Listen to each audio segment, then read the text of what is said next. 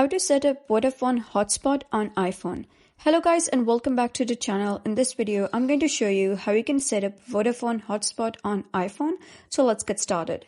First of all, you're going to head over to your settings and then you'll be able to see the option of Personal Hotspot right below Cellular.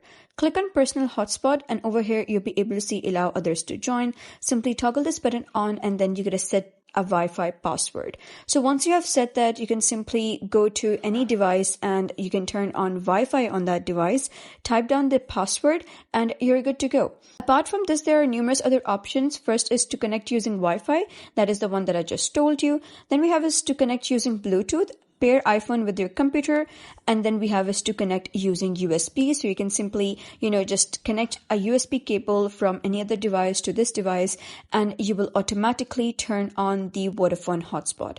So that is basically how you can set up Vodafone Hotspot on iPhone.